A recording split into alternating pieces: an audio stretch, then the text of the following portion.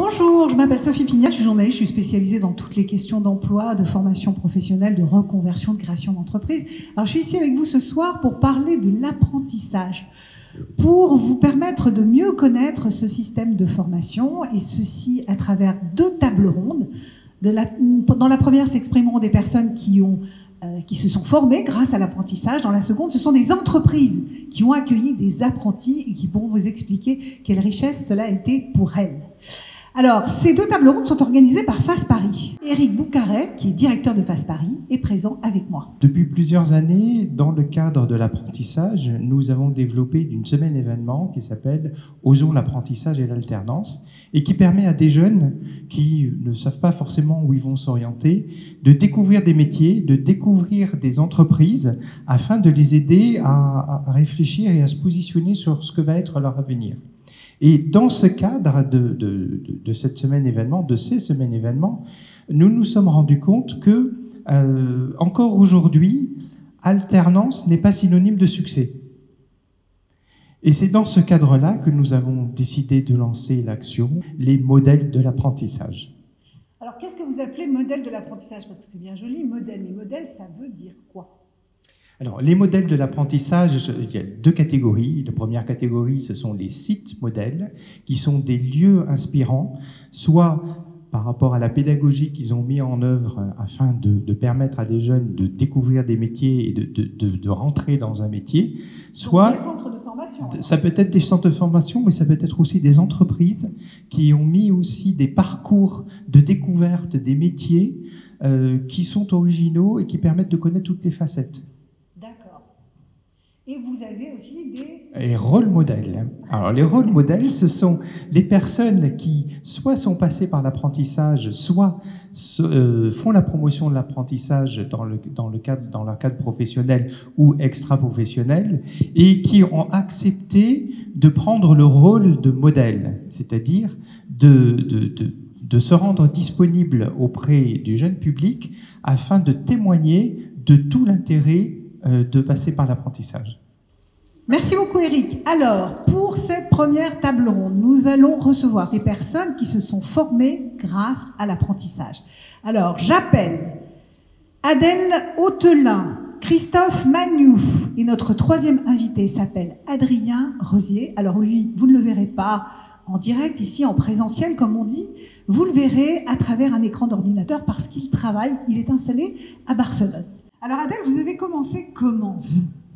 J'ai commencé l'alternance en contrat de professionnalisation après avoir fait une licence de mode. Et puis j'ai voulu entrer plus dans la technique pour m'insérer dans le monde du travail. Et c'est comme ça que j'ai découvert... C'est une amie qui m'a parlé d'alternance, parce que je voulais quand même commencer à travailler, parce que j'avais déjà 24 ans à l'époque, et être payée. Et en même temps, je sentais que j'avais besoin de me perfectionner. Et donc, elle m'a dit, mais l'alternance, ça te conviendrait, tu es rémunéré, ta formation, t'es payée, et puis tu apprends un métier. J'ai dit, c'est fantastique. Et donc, j'ai cherché, j'ai trouvé une entreprise, et puis ensuite, ma 2e année, je l'ai fait dans une maison de luxe, et j'ai poursuivi comme ça encore 2 ans. Dites-moi, 4 années en apprentissage, c'est-à-dire que vous avez testé, et finalement, vous avez adopté le système? Complètement. Moi, je voulais pas m'arrêter. Il y a un moment, je me suis dit, il faut quand même savoir s'arrêter. Je pensais que ça allait me manquer, mais finalement, j'étais quand même contente d'être à plein temps en salarié. Mais oui, c'est une belle formule. C'est fantastique pour les gens qui aiment apprendre et c'est un merveilleux moyen de s'insérer dans une société. Ça laisse le temps aussi de se faire connaître pour ensuite se faire embaucher. Ça veut dire qu'en fait, c'est aussi un moyen de se constituer un réseau, d'approcher des employeurs. Parce que vous n'avez pas fait votre alternance toujours dans la même maison. Alors, j'ai changé qu'une fois, mais j'ai quand même fait 3 ans dans la même maison après. Et du coup, dans la même maison, vous avez pu essayer d'identifier les personnes qui étaient susceptibles de vous intéresser pour pouvoir ensuite poser votre candidature? Aussi, déjà, j'ai pu changer de département parce que je voulais me rapprocher du modélisme pur. Parce que j'ai commencé d'abord à la qualité, c'est un petit peu différent. Et puis oui, après, j'ai fait mes preuves et j'ai pu me faire un peu connaître. Alors dites-moi, vous êtes aujourd'hui modèle, rôle modèle. Oui. Quel est votre message? Que c'est fantastique, c'est une chance incroyable que de pouvoir faire l'alternance, c'est l'indépendance. Et donc là, c'est l'occasion de mettre en pratique ce qu'on voit à l'école. Il y a une synergie qui se crée qui est hyper intéressante. Autre témoignage, celui d'Adrien Rosier. Alors, il n'est pas avec nous parce qu'il est à Barcelone, il travaille, mais il a fait toute sa formation en alternance et il a tenu à être avec nous, par caméra interposée, par ordinateur interposé, pour témoigner. Je m'appelle Adrien, je suis français, basé à Barcelone, en Espagne. J'ai choisi l'apprentissage il y a 15 ans pendant mon cursus universitaire pour être indépendant financièrement et avoir une rentrée d'argent en plus de mes études. J'ai vite compris qu'en plus du salaire qu'on reçoit, l'apprentissage me permet de mûrir plus vite professionnellement. L'alternance, ça m'a apporté professionnellement sur l'organisation, sur l'anticipation, sur le multitasking et le fait d'appliquer directement en entreprise ce que j'apprenais d'un point de vue théorique. J'aurai 35 ans cette année et aujourd'hui je suis Global Programme Manager pour Bacardi à l'international. D'abord, merci Adrien, mais qui est déjà parti, et complété avec Christophe Magnou. Vous êtes formateur et chargé de communication au Centre de formation professionnelle de la pharmacie. Et quel est votre lien justement avec l'apprentissage ? J'ai fait 5 ans d'alternance, un cursus qui n'existe plus aujourd'hui, mais donc je suis devenu préparateur en pharmacie grâce à l'alternance. Et j'ai poursuivi ma carrière officinale en me spécialisant dans le domaine de l'orthopédie. Et j'ai eu la surprise, quelques années après le début de ma carrière, d'être recontacté par l'école où je suis passé pour faire de l'enseignement. Et donc aujourd'hui, je suis formateur donc dans ce centre de formation. Et j'ai aussi la double casquette de responsable de la communication de ce centre. Et vous, alors finalement, qu'est-ce que vous avez envie de dire sur l'apprentissage ? Moi, vraiment, le premier mot qui me vient à la tête, c'est le sens, en fait. Pour moi, l'apprentissage donne du sens à tout ce qu'on apprend. C'est vraiment une alchimie parfaite entre ce qu'on apprend à l'école et qu'on met en pratique en entreprise, mais aussi l'inverse. Ce qu'on apprend en entreprise qui va agrémenter ce qu'on voit dans les centres de formation. Et ça fonctionne très bien. Pour moi, c'est vraiment ça, la réussite de l'alternance. Vous rejoignez en cela une phrase que dit souvent Thierry Marx. Il dit « L'école, c'est savoir pour faire. L'apprentissage, c'est faire pour savoir. » C'est exactement ça. Vous rejoignez. Alors, ce qui est intéressant dans cette table ronde, c'est qu'en fait, on s'aperçoit que l'apprentissage, c'est pour tous les univers, en fait. On a représenté la mode, on a également la pharmacie, on a le commerce, avec notre ami Adrien. Finalement, l'ouverture est beaucoup plus large que celle qu'on avait en tête au départ, c'est-à-dire apprentissage égale artisanat. C'est plus le cas aujourd'hui. Dans l'expérience terrain que vous avez eue lorsque vous étiez apprenti, qu'est-ce qui vous a donné envie, à part le fait simplement que ça donne du sens, de rester aussi longtemps? Mais en fait, c'était vraiment le sentiment d'appartenir à une structure. Moi, j'ai vraiment, l'apprentissage m'a donné le goût de l'entreprise, même le goût d'entreprendre, mais le goût de l'entreprise, d'appartenir à une structure, de vraiment être dans quelque chose où on se sent utile, en fait. Et cette notion d'avoir des collègues, de leur prêter main forte, de faire avancer une entreprise. Et ça rejoint ce que j'ai dit tout à l'heure, ça donne du sens. Merci beaucoup pour ce témoignage. Alors, écoutez, je crois qu'on arrive à la fin de cette table ronde. Qu'est-ce que vous en pensez, Eric ?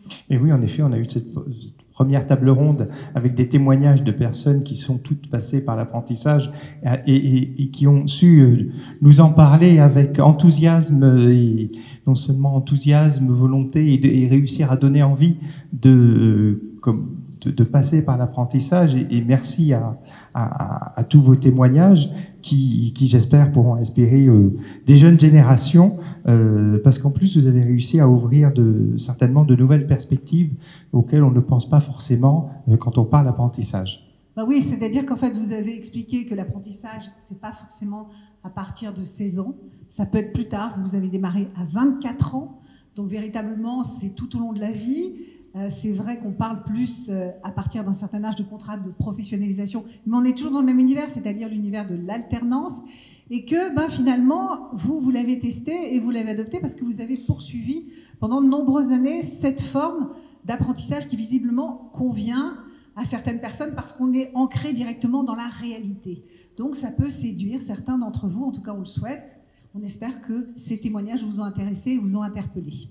Nous allons poursuivre avec une seconde table ronde intitulée « En quoi l'apprentissage change la vie de l'entreprise ?»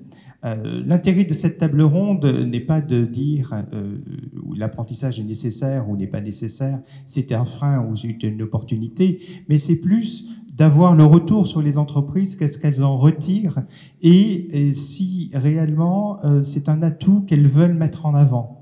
Et c'est pour ça que je vais inviter à cette table ronde Monsieur Yannick Vinet, dirigeant de No Code Solutions, Monsieur Thomas Gautereau, vice-président E&P Procurement de Total, et Laurine Siemoni, responsable engagement client pour une société de grand luxe française. Première personne à témoigner, Laurine. Alors moi je suis un pur produit de l'alternance et de l'apprentissage. J'ai commencé l'alternance à l'âge de 20 ans et aujourd'hui j'en ai 28. J'ai terminé l'apprentissage donc il y a à peine 4 ans. J'ai été accompagnée au cours de mes études de tuteur et de tutrice. Et ce qui est assez drôle aujourd'hui, c'est que maintenant je suis de l'autre côté du miroir et c'est à mon tour d'élever justement mes apprentis et de les aider en tout cas à construire leur parcours professionnel. Mais ça veut dire quoi? Ça veut dire que lorsqu'on intègre une entreprise en apprentissage, on grimpe plus vite les échelons? Alors oui, on grimpe plus vite les échelons. Pourquoi? Parce qu'il y a une confiance qui s'instaure avec l'entreprise. En général, la plupart du temps, c'est sur 1 an, 2 ans, voire peut-être un peu plus. Et ce climat de confiance fait que l'entreprise vous reconnaît, vous connaît, et ça permet ensuite, bien entendu, parfois et régulièrement d'ailleurs, de décrocher sur des CDD, voire sur des CDI. D'accord, ce qui a été votre cas, c'est-à-dire vous avez enchaîné votre période d'apprentissage avec un emploi en CDI. Exactement, c'est ça. D'accord. Et est-ce que c'est difficile tout d'un coup de passer de l'autre côté de la barrière? Alors, je dirais pas que c'est difficile, parce qu'en soi, c'est de l'humain et c'est du partage. Après, ce qui est bien de passer de l'autre côté, c'est qu'on connaît les attentes des alternants, on sait ce qu'ils recherchent, on sait ce qu'ils ont besoin. Donc là, l'idée, c'est que maintenant, je drive au maximum mes apprentis comme j'aurais aimé être drivée, en les accompagnant, en leur donnant des pistes également pour leur carrière professionnelle et en les aidant au maximum pour leur apporter les cartes pour la suite. Alors justement, c'est intéressant ce que vous dites, parce que vous dites j'essaye d'apporter aux alternants que j'accompagne, finalement les demandes, enfin de répondre à leurs demandes au maximum. Alors c'est quoi leurs demandes? C'est quoi leurs attentes? Alors leurs attentes, la plupart du temps, ce qui ressort, c'est qu'ils sont perdus. Ils ne savent pas où aller, ils ne savent pas quel chemin emprunter, ils ne savent pas quelle opportunité pourrait s'ouvrir à eux. Et moi, mon job, si je puis dire, avec eux en tout cas, c'est de les aider, de leur montrer qu'il y a énormément de choses possibles. Et encore une fois, ils sont apprentis au sein de la maison dans laquelle je suis. Je les aide, mais il y a d'autres maisons, il y a d'autres opportunités et d'autres missions qui pourraient s'ouvrir. Donc, c'est leur apporter juste, leur ouvrir les portes pour savoir où aller. Vous vivez ça bien, le fait d'être comme ça, d'accompagner ces jeunes? J'adore. C'est une véritable passion et en fait, compte, c'est du partage, c'est de l'humain, c'est de l'échange. Et franchement, il n'y a rien de plus gratifiant, si je puis dire, que de les voir arriver à la fin de l'année avec leur diplôme et j'ai réussi, on y va, et voilà mon chemin d'après. Enfin, c'est juste magique. Alors, dernière question, quand on est maître d'apprentissage, il faut savoir manager. Manager, ça ne s'apprend pas sur les bancs de l'école. Exactement. En fait, c'est aussi pour nous, en tant que futurs managers d'équipe, c'est d'avoir aussi un premier pas, d'un premier contact justement avec des équipes. Donc en fait, on apprend d'eux, ils apprennent de nous, mais on apprend également beaucoup d'eux.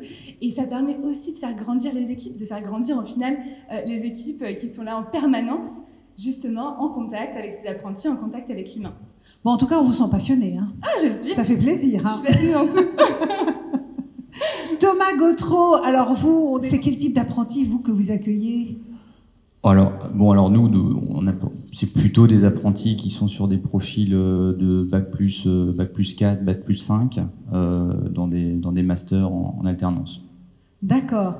Et pour ces jeunes qui sont bac plus 3, bac plus 5, quel regard ils portent sur l'apprentissage quand ils arrivent chez vous? En général, ils partagent un peu les envies et l'intérêt pour l'apprentissage qu'on a pu décrire là autour des tables rondes. C'est-à-dire qu'ils cherchent quelque chose qui leur permet à la fois d'avoir un monde dans le pied professionnel, de continuer à se former, puis de bénéficier un peu de ces deux aspects pour grandir et pour apprendre plus vite et pour mettre en application ce qu'ils apprennent à l'école et vice-versa pour nourrir l'école de ce qu'ils apprennent avec nous, quoi. Alors, une grande entreprise comme Total, groupe international, quel est l'intérêt de recruter des apprentis? Parce que c'est quand même pas dans votre culture. Enfin, si c'est dans votre culture, c'est dans votre culture récente, on va dire, des 20 dernières années. Voilà, 20 ans, c'est pas mal. Pour une culture, c'est pas mal. Déjà, on considère assez globalement que c'est notre devoir, que c'est notre responsabilité d'ouvrir nos portes. On a plein d'actions en fait envers la jeunesse et ouvrir nos portes aux apprentis, ça fait partie de nos actions pour les aider à mettre un pied dans le marché du travail, à nous découvrir. Et puis au-delà, je dirais, d'un intérêt sociétal, je dirais, on a un vrai intérêt d'intégrer des jeunes dans notre entreprise. On est une entreprise qui est en train de se transformer, hein, vous l'avez dit. Avant, on faisait du pétrole, du gaz. Maintenant, on fait du pétrole, du gaz, d'électricité, du renouvelable, du stockage de CO2. Enfin, on est en train de se transformer complètement. On vit comme tout le monde le virage digital. Et en fait, avoir des jeunes qui sont des digital natives, qui sont complètement connectés, qui rentrent et qui viennent nous nourrir de tout ce qu'ils savent, de confronter ça avec nos problématiques, avec notre transformation, en fait, ça nous apporte énormément de choses. Et puis, ça nous aide à accélérer dans ce mouvement de transformation, quoi. Ça veut dire que quelque part, c'est un peu le poil à gratter? Exactement. C'est le poil à gratter, c'est l'idée nouvelle, c'est la manière d'utiliser des outils nouveaux que nous, salariés, qui même avec maintenant 20 ans d'expérience, en fait, on se rend compte qu'on est parfois des dinosaures dans certains domaines, et en fait, ils nous aident à ne plus être des dinosaures dans ces domaines-là. D'accord, à rester jeune quelque part. Exactement. Toujours dans le coup. Voilà. Ce qui est très important quand vous voulez avancer. Mais ça veut dire aussi que vous acceptez la remise en question. En fait, elle est perpétuelle. Et effectivement, vous pouvez me poser la question, un grand groupe comme vous, pas besoin de se remettre en question, mais en fait, on se remet constamment en question, et les enjeux climatiques, les enjeux de transformation nous remettent complètement en question ces dernières années.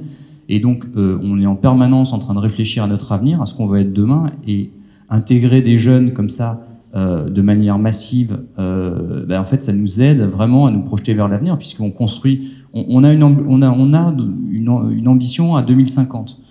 Les gens qu'on fait venir maintenant dans l'entreprise, des alternants, c'est eux qui vont la faire, cette ambition à 2050. Alors, vous n'avez pas été formé en apprentissage, mais vous avez une grande expérience de l'apprentissage à travers les apprentis que vous accueillez. Finalement, si vous devez faire un bilan des deux types de formation, qu'est-ce que vous pourriez dire? Quelle est la grosse différence? Alors déjà, je peux vous partager un témoignage, c'est que j'ai pas été apprenti, je le regrette.